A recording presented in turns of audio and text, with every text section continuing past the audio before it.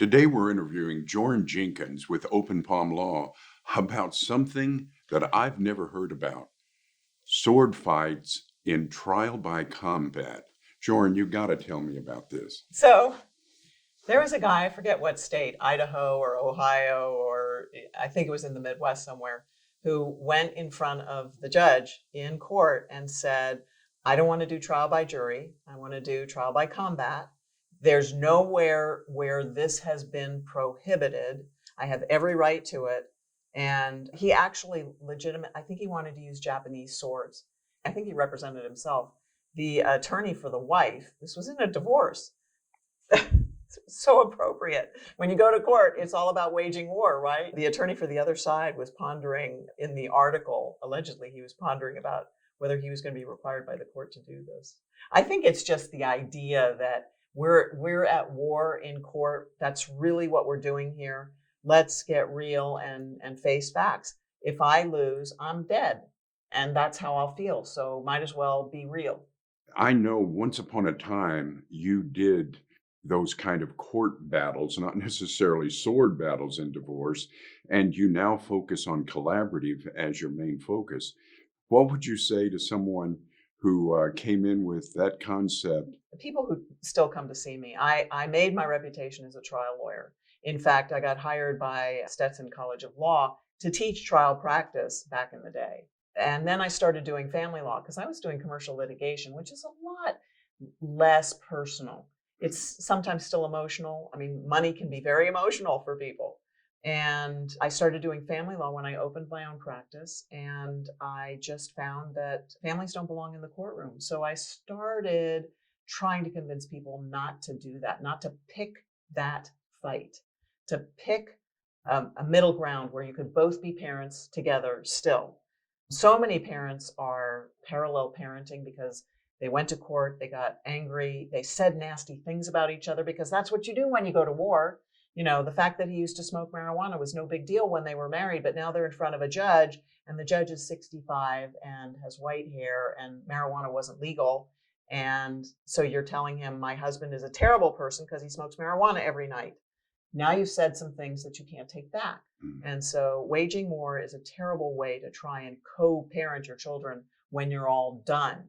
So a lot of people come out of divorce in court and they have to parallel parent, which basically means I'm doing what I want when I'm at my house and you can do whatever you want when you're at your house. And that really doesn't serve the child, does it? No, it doesn't. Children need to see a united front, even if you're not married to each other anymore. I think it makes for a much better childhood when they can't play one parent against the other, when they know they can rely on both parents. So yeah, it's just a bad scene. This is an actual situation where the guy wanted to use swords to settle a divorce, but it really is a metaphor for divorce war because the weapons, although they may be words, are just as painful and truly kill the relationship and That's so kill well the said. ability Yeah. to co-parent. Yeah. So what advice would you give for people who feel like going to war is the only way to have a divorce? Well, I do. I give this advice regularly. I'm known now for being a collaborative expert in my venue in Tampa. And so many people come to me and they already have heard of collaborative divorce. Strangely, I couldn't say that 10 years ago, but I especially get a lot of lawyers and doctors and judges who come to me for their divorces because they know, I mean, they're the people who really know they don't want to go to court. But I still have people who come to me and say, we can't agree on anything. I don't, what do you want me to do? And I still go to court for those people. I don't like it. I try to do everything I can to smooth hurt feelings. And quite often we do. I'd say 9 times out of 10, we get things settled out of court.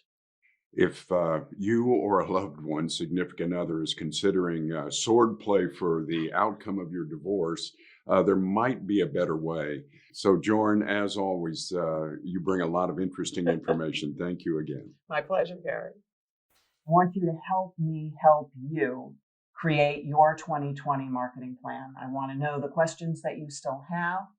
I want to know what tips you think that I can help you cover. You can reach me at jorynjenkins.com. You can visit my website, www.jorynjenkins.com. I also offer collaborative coaching. I offer weekly masterminds. I offer webinars. I offer toolkits. I also have a week-by-week, year-long marketing plan that will help you personalize your own marketing program for the year 2020. It will help you change the way the world gets divorced in your venue, wherever that is. Or you can buy my book, Changing the Way the World Gets Divorced. The subtitle is Marketing Your Collaborative Practice at jorynjenkins.com. Thank you so much.